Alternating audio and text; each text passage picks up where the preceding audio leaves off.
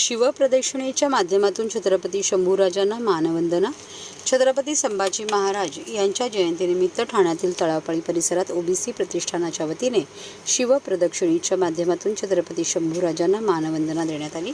स्वराज्याचे धाकले धनी अर्थात छत्रपती संभाजी महाराज यांची जयंती ओबीसी प्रतिष्ठान, मराठा सेवा संघ आणि विविध संघटनांच्या माध्यमातून उत्साहात साजरी करण्यात आली। ठाणे शहरातील मासुंदा तलाव, रंगोबापूजी गुप्ते चौक, चिंतामणी ज्वेलर्सच्या समोर उभारलेल्या मंडपात स्थापन केलेल्या छत्रपती संभाजी महाराज यांच्या पुतळ्यास आमदार निरंजन डावखरे यांच्या हस्ते पुष्पहार अर्पण करून शिवप्रदक्षिणेला प्रारंभ करण्यात आला। रणविजय ढोल पथक, साजी लेझिम पथक यांच्या सहभागासह निघालेल्या या प्रदक्षिणेत शेकडो शिवप्रेमी सहभागी झाले होते। यावेळेस आयोजक प्रफुल्ल वाघोले यांनी ठाणे शहरात प्रथमच शंभूराजांच्या जयंतीला उत्सव साजरा करण्यात आला। काही प्रस्थापित इतिहासकारांनी संभाजीराजांचा इतिहास कलंकित करण्याचा प्रयत्न केला होता, तो हाणून पाडण्याचा आमचा प्रयत्न असून खरा इतिहास पोहोचवण्यासाठी आम्ही प्रयत्नशील आहोत। त्याचाच एक भाग म्हणून हा उत्सव साजरा करण्यात आला असल्याचे सांगितले। या सोहळ्याच्या आयोजनात मंगेश आवळे, नितीन लांडगे, रवींद्र कोळी, विजय त्रिपाठी, जितेंद्र यादव, रामानंद यादव, संतोष राणे, निलेश हातणकर, महेश मोरे, संतोष मोरे, गजानन चौधरी, अनिल नलावडे, चेतन शिंदे, शिवाय एगडे, प्रतिभा शिर्के, सुभाष देवरे आदींनी मोलाची भूमिका बजावली होती।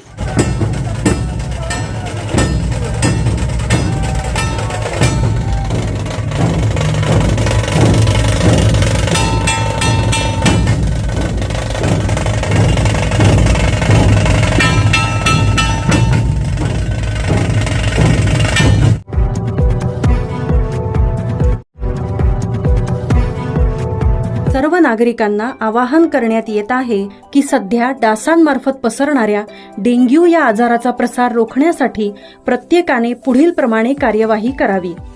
डेंग्यू आजार एडिस इजिप्ती हा डास चावल्याने होतो। या डासांची पैदास साचलेल्या किंवा साचवलेल्या स्वच्छ पाण्यामध्ये होते। 8 दिवसांपेक्षा जास्त दिवस पाणी उघडे व साचून राहिल्यास त्यात डास अंडी घालतात। अंड्यांच्या अळ्या तयार होऊन पुढे डास तयार होतात। यासाठी आपल्या घरातील पाणी साठे, उदाहरणार्थ बॅरल्स, पिंपे, टाक्या, हौद, रांजणे इत्यादी दर आठवड्याला रिकामे करून घासून पुसून कोरडे करून पुन्हा भरावे। 1 दिवस कोरडा दिवस म्हणून पाळावा। पाणी साठ्यांना घट्ट झाकणे बसवावीत किंवा जुनी साडी, चादर, धोतर यांनी बांधून झाकून ठेवावीत, म्हणजे डास त्यात जाऊन अंडी घालणार नाहीत। घराच्या गच्चीवर, आजूबाजूला, अंगणात कोठेही पाणी साचू देऊ नये। भंगार सामान उघड्यावर टाकू नये, उदाहरणार्थ टायर्स, प्लास्टिक सामान, कुंड्या, टाकाऊ वस्तू इत्यादी। अशा सामानात पावसाचे पाणी साठून त्यात डेंग्यूच्या डासांची पैदास होते। घरातील कूलर्स, फ्रीजच्या पाठीमागील ट्रे हे देखील वेळोवेळी कोरडे करावेत। लक्षात ठेवा, नुसत्या फवारणीने डास घनता कमी होत नाही, तर त्यासाठी डास पैदास ठिकाणे नष्ट करणे ही आपल्या सर्वांची जबाबदारी आहे। कोणताही ताप अंगावर न काढता जवळच्या शासकीय रुग्णालयात मोफत औषधोपचार घ्या।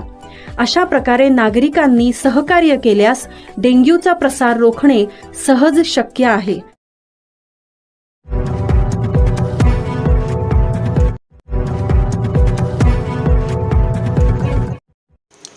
ठाण्यात अनधिकृत बांधकामाप्रमाणेच धोकादायक होर्डिंगचा प्रश्न गंभीर। ठाण्यात अनधिकृत बांधकामाप्रमाणेच अनधिकृत आणि धोकादायक होर्डिंगचे पेव फुटले असून निवडणूक काळातही ठाणे महापालिकेने यावर तातडीने आणि कठोर कारवाई करावी अशी मागणी आमदार संजय केळकर यांनी केली। घाटकोपर येथे अवाढव्य होर्डिंग कोसळून 14 जणांचा मृत्यू झाल्याची दुर्घटना घडली। या पार्श्वभूमीवर आमदार संजय केळकर यांनी दुःख व्यक्त करताच ठाण्यातील अनधिकृत बांधकामे, अनधिकृत होर्डिंग्ज आणि त्यांना पाठीशी घालणाऱ्या अधिकाऱ्यांबाबत संताप व्यक्त केला आहे। याबाबत पत्रकारांशी बोलताना आमदार संजय केळकर म्हणाले, ठाण्यात अनधिकृत बांधकामाप्रमाणेच धोकादायक होर्डिंगचा प्रश्न गंभीर झाला आहे। मुख्यमंत्र्यांनी अशा होर्डिंगचे सर्वेक्षण करून धोकादायक आणि अनधिकृत होर्डिंग्ज तातडीने हटवून संबंधितांवर कारवाई करण्याचे आदेश दिले आहेत. ठाणे महापालिकेने देखील याबाबत मागे राहू नये. निवडणूक असली तरी प्रशासनाने शहरात सर्वेक्षण करून धोकादायक आणि अनधिकृत होर्डिंग्जवर कारवाई करावी अशी मागणी संजय केळकर यांनी केली. पत्रकारांनी विचारलेल्या प्रश्नाला उत्तर देताना केळकर म्हणाले, एखाद्या होर्डिंगमुळे मेट्रोचे काम रखडले असेल आणि ते अनधिकृत असेल तर त्यावर तात्काळ कारवाई करण्यासाठी मी प्रशासनाकडे पाठपुरावा करेन. अनधिकृत बांधकामावर मागील काळात तत्कालीन आयुक्त अभिजित बांगर यांनी कारवाई केली, पण संबंधित दोषी अधिकाऱ्यांवर कारवाई झाली नाही. अशा इमारती काही काळानंतर दुर्घटनाग्रस्त होतात आणि निष्पाप नागरिकांचा बळी जातो. अनधिकृत बांधकाम प्रकरणी दोषी अधिकाऱ्यांवरही कारवाई करण्यात यावी अशी मागणीही श्री केळकर यांनी केली आहे. अनधिकृत होर्डिंग जे आहेत ते काढण्याचे पण आदेश त्यांनी दिलेले आहेत, त्याच्यावर कारवाई करण्याचे पण आदेश दिलेले आहेत आणि त्याच्यामुळे माझी अपेक्षा आहे की ठाणे महापालिका पण याच्यामध्ये मागे पडता कामा नये. ताबडतोब निवडणुकीचा काळ असला तरी अशा प्रकारचे गंभीर अपघात होतात. पावसाळा तोंडावर आहे आणि त्याच्यामुळे केवळ ऑडिट नाही तर प्रत्यक्ष कारवाई जी आहे ती अशा प्रकारच्या अनधिकृत होल्डिंगच्या बाबतीत केली गेली पाहिजे. फुकाचे जीव या ठिकाणी मृत्युमुखी पडतात. तसंच अनधिकृत बांधकामाचं देखील हा मोठा सामाजिक विषय आहे. आम्ही नेहमी सांगतो की अनधिकृत बांधकामाचं पेव फुटत राहतं आणि कधी ना कधी या इमारती पत्त्यासारख्या कोसळतात आणि निष्पाप माणसं जी आहेत ते मृत्युमुखी पडतात आणि त्याच्यामुळे या दोन्ही विषयामध्ये महापालिकेने ताबडतोब कारवाई करावी. विनंतीचा प्रश्न नाही. जर ते अनधिकृत असेल तर त्याच्यावर ताबडतोब खरी म्हणजे कारवाई झाली. ते माणसं मारायला लागली हो, त्यांचं काय दोष होता. त्या ठिकाणी मुंबईला आता अजून किती म्हणजे देव करो आणि अजून कोणी जाऊ नये, त्यांना वाचवण्यामध्ये या NDRF असेल किंवा सर्व यंत्रणांना यश यावं. कारण आता 88 लोकांना त्यांनी बाहेर काढण्यामध्ये त्यांना यश मिळालेलं आहे. परंतु ही निष्पाप माणसं आहेत, यांना काही यांचा दोष नाही आहे. त्याच्यामुळे अशा प्रकारे कुठलाही मुलाहिजा न बाळगता ताबडतोब कारवाई करणं ही काळाची गरज आहे. या अनधिकृत बांधकामाच्याबद्दल वेळोवेळी मी आवाज तर उठवला आहे, प्रत्यक्ष कारवाईही झालेली आहे. ज्यावेळेला तत्कालीन आयुक्त बांगरसाहेब होते त्यावेळेलाही त्यांनी काही तीव्र कारवाया केल्या होत्या. परंतु माझं एकच मागणी आहे की कुठल्याही अधिकाऱ्यावर का नाही कारवाई होत. ते जेव्हा बांधकाम सुरू होतं त्यावेळेला काय आपण काय झोपा काढतो का. त्या अधिकारी जो संबंधित असतो त्याच्यावर आपण का कारवाई केली जात नाही.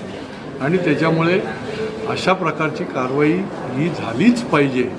कारण की बांधकामाचे फोटो आणि तक्रारी ज्या आहेत त्या नुसत्या महापालिकेत पोचत राहतील आणि तेच अधिकारी की ज्यांनी याला पळवाट दिली आणि बांधकामाला परवानगी देत राहिले किंवा त्याच्याकडे डोळेझाक केली आणि त्या ठिकाणी आपले हात ओले केले तर अशा लोकच त्या ठिकाणी परत पाडायला जातात ज्यावेळेला आवाज उठवला जातो. परंतु यांच्यावर कारवाई करण्याचं काम कोण करणार. आणि त्याच्यामुळे ही कारवाई होण्याच्या करता सातत्याने पाठपुरावा पुढच्या काळामध्ये देखील मी करणार आहे.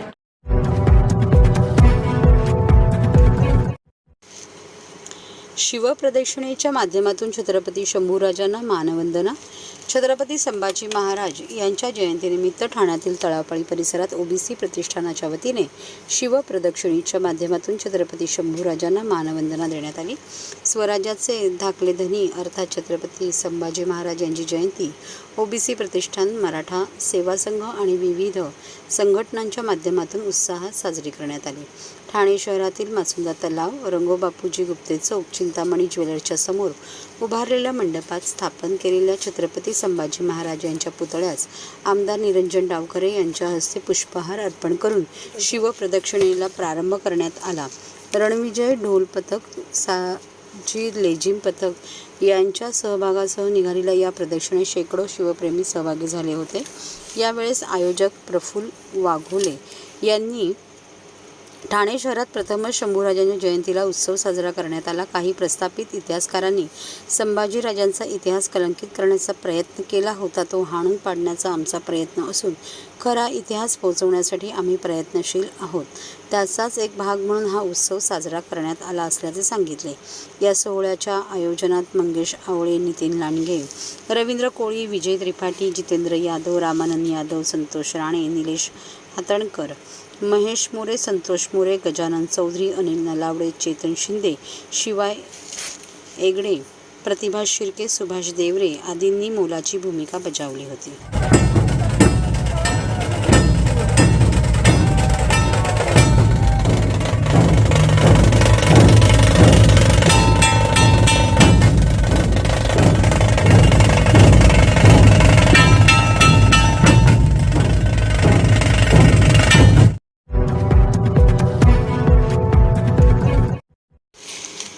ठाण्यातील अनधिकृत होर्डिंगवर कारवाई करा अन्यथा आंदोलन छेडून विक्रांत चव्हाण.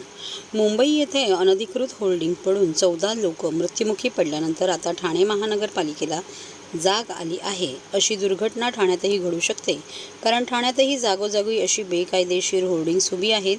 गेली 5 वर्ष काँग्रेस या होर्डिंगच्या विरुद्ध आवाज उठवत आहे, पण भ्रष्टाचाराने बरबटलेले आपले अधिकारी आणि ठाण्यातील काही नेते या अनधिकृत होर्डिंगला जबाबदार आहेत, असे स्पष्ट मत काँग्रेसचे ठाणे जिल्हा अध्यक्ष विक्रांत चव्हाण यांनी मांडले. होर्डिंग्स लावायचे काही नियम अटी असतात, पण त्या सगळ्यांचं उल्लंघन करून हे बेकायदेशीर होर्डिंग्स उभारण्यात आले आहेत आणि याला सत्ताधाऱ्यांचा पाठिंबा आहे. सोसायट्यांमध्ये होर्डिंग्स, स्मशानात होर्डिंग्स, फुटपाथवर होर्डिंग्स असे सगळीकडे नुसते होर्डिंग्स उभे करण्यात आले आहेत आणि पैशाची देवाणघेवाण सुरू आहे. या सगळ्यांना पालिकेने स्ट्रक्चरल ऑडिट करायला सांगितले आहे, पण याची कुठलीही चौकशी महानगरपालिका करत नाही. या सर्व होर्डिंगची चौकशी लावली गेली पाहिजे आणि दोषींवर कारवाई झाली पाहिजे, नाहीतर ठाणे काँग्रेस याबाबतीत तीव्र आंदोलन छेडणार असल्याचे विक्रांत चव्हाण यांनी सांगितले. लावण्याची जी उंची असते जमिनीपासून ती या ठिकाणी होर्डिंग कुठे लावावे या ठिकाणी त्याच्या संदर्भात काही नियम घालून दिले. त्या सगळ्यांचं उल्लंघन करून फुटपाथवर होर्डिंग, नाल्यामध्ये होर्डिंग, सोसायटीच्या जागेमध्ये होर्डिंग, स्मशानभूमीत होर्डिंग, महापालिकेच्या वास्तूंमध्ये होर्डिंग, या ठिकाणी 10 फुटाचे पायलॉन्स या ठिकाणी उभे होऊन जाईल, फ्लायओव्हरच्या वरती होर्डिंग्स या ठिकाणी. अशा प्रकारे ह्या होर्डिंग्समुळे नुसतं रस्त्यावरच्या लोकांचे जीव धोक्यात नाहीत, तर वाहनांनी जाणारे जे ड्रायव्हर्स असतात, वाहन चालवणारे जे ड्रायव्हर्स असतात त्यांचं लक्ष विचलित झाल्यामुळे या ठिकाणी तिथेही ॲक्सिडेंट होऊ शकतात आणि जीवित आणि मोठ्यापणे एखाद्या मोठ्या रेक्टरचा जर भूकंप किंवा मोठ्या ह्याने जर हे आला, जर वारा आला, सोसायटीचं किंवा वादळ झालं, सगळे होर्डिंग्स भुईचं पडवतील आणि शेकडो लोक, लाखो लोक उद्या मरतील याच्यात. त्यामुळे या होर्डिंग्समधून जो धंदा चालवलेला सगळ्या थांबवावा या ठिकाणी. किंवा फार्स हा जो आज मीटिंग घेतली होती, बोलवली ॲडिशनल कमिटीला, हा फार्स आहे, आमचा आरोप आहे. याची पूर्ण न्यायालयीन चौकशी या होर्डिंगची झाली पाहिजे अशी आमची काँग्रेसची या ठिकाणी मागणी आहे. न्यायालयीन चौकशी झाली पाहिजे. याच्या मागे कोण आहे? एकदा अधिकाऱ्यांचा गळफास, अधिकाऱ्यांना फास आवडला की ते बरोबर नावं घेतील कोण याच्या मागे आहे. चौकशी न झाल्यास काँग्रेसचं पुढचं पाऊल काय? आम्ही इलेक्शन नंतर आंदोलनाचा मार्ग स्वीकारणार. ऑलरेडी आम्ही एका होर्डिंगमध्ये पीआयला आहेत, आम्ही त्याच्यात ॲडिशनल एफिडेव्हिट करणार. ठाण्याचे सगळे होर्डिंग काढून टाका म्हणजे त्याचे नियम बाह्य आहेत. परमिशन दिली म्हणजे लिगल नाही, परमिशनच चुकीची आहे. त्या घाटकोपरच्या होर्डिंगला पण परमिशन दिलेली होती. परमिशन दिलेला होर्डिंग पडला. आता स्ट्रक्चरल ऑडिट, अनधिकृत बिल्डिंगचं कोण स्ट्रक्चरल ऑडिट करतं का? अनधिकृत ते अनधिकृत ते दोघांना एकच असतं. ते नियम न पाळता बांधलेली बिल्डिंग असते किंवा नियम न हे करता उभारलेलं होर्डिंग असतं, त्याच्यामुळे ते अनधिकृतच आहे. आता स्ट्रक्चरल ऑडिट का करता तुम्ही? याच्या आधी लावायच्या आधी स्ट्रक्चरल ऑडिट घ्यायला पाहिजे ना. CFOचा दाखला घ्यायला पाहिजे, फायर ब्रिगेडचा दाखला इज व्हेरी इम्पॉर्टंट. ओके.